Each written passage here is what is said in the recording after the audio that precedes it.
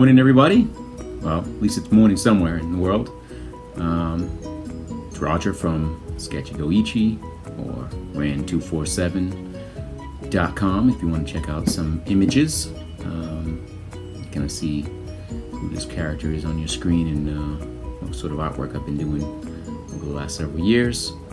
Speaking of artwork, this particular video takes place in the Spider-Verse. So if anyone's seen that film, Into the Spider-Verse, incredible. The art and design in that is unparalleled. The kinetic energy and everything that happens in it, I'm trying to infuse in this little quick sketch. I say quick, they're pretty fast for me. They'll probably be fast for you once you've had as much practice as I have over the years. But anyways, I want you to enjoy. I'll get more into process and get more into technique and sort of what I have cooking in my brain when I'm putting these things together for you. So anyways, check it out, and feel free to write in the comments, feel free to subscribe, and hopefully this thing will build and I can have a whole library of these quasi how-tos, quasi showing off videos. Alright, enjoy. Okay, we're off. We're into the Spider-Verse. As I mentioned in the intro, I absolutely love the film Into the Spider-Verse. Another Marvel classic. If I'm not mistaken, don't fact check me because I don't fact check. Kind of like the Michael Rappaport of how to draw videos.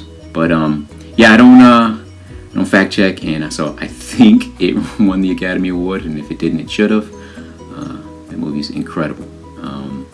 Love the energy of it, and sort of try to capture some of that energy in the sketch. It's the if you're not familiar with it, this is sort of the I guess alternate universe Spider-Man, or in this case Spider-Woman. As you can see here, started off with loose gesture drawing. Wanted that action pose to kind of come out. Was a little iffy on this one in terms of like which direction I wanted her to go in, as far as which direction I wanted her to face. I often like to have my characters face camera, I guess that's a camera right, or should I say off the page, sort of so the reader reads the image from left to right. Not necessarily, it doesn't have to happen that way, and oftentimes I think it's more interesting when it goes the other way, especially if you can get the viewer or the reader to kind of move their eye in the direction you want them to. And it's something the true masters of illustration and art can do at will, kind of direct your eye in and out of the image. And I try to shoot for that in most cases.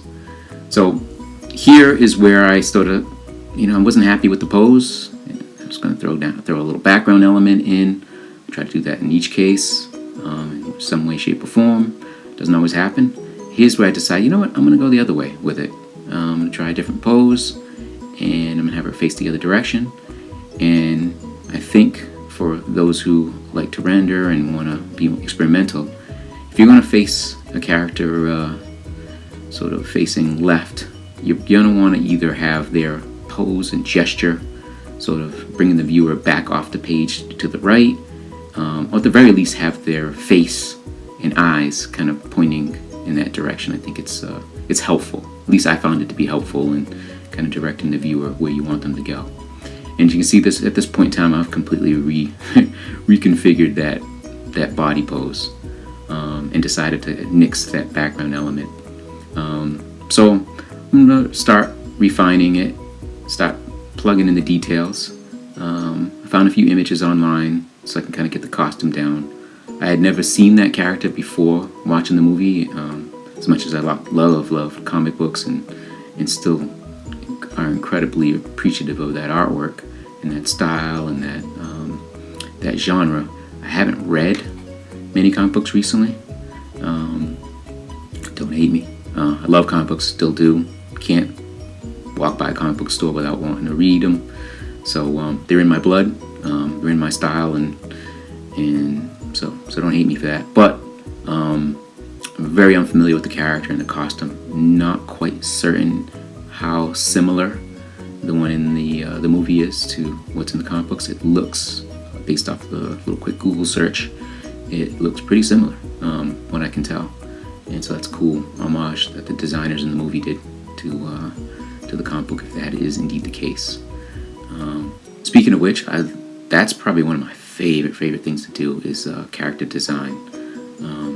Oftentimes I get presented with characters who already exist, whether they be Marvel or DC or Star Wars or Transformers or whatever characters. So another artist has put their blood, sweat, and tears into that creation, and I kind of do my take on it. Love to do that stuff, and I love to alter it. Speaking of altering, I am now in the stage where I really want to get in and refine. I probably don't have to render these lines as precise. I wish I could zoom in at this point so you can see, but the precision shouldn't be. You shouldn't lose energy in doing so. That's one of the main things I like to try to capture in the line. Oftentimes I like to vary the line thickness.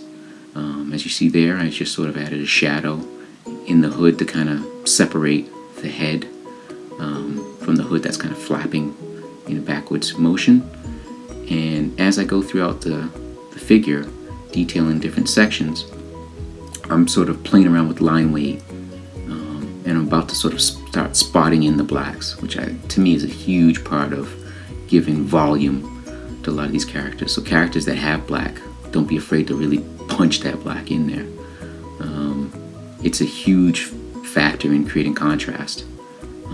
And throughout the drawing, I'll go in and I'll select a sort of slightly thicker pencil or pen, in this case, tool in Procreate. By the way, I'm working in Procreate again.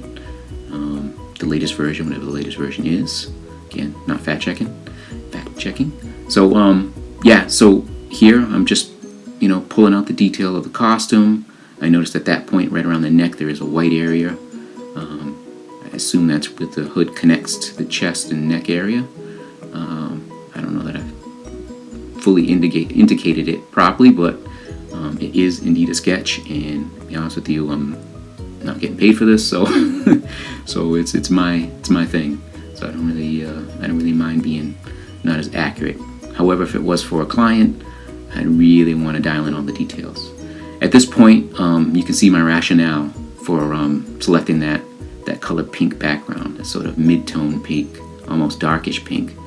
I wanted to use that in sort of the subtle little elements, the subtle webbing elements that are on her costume.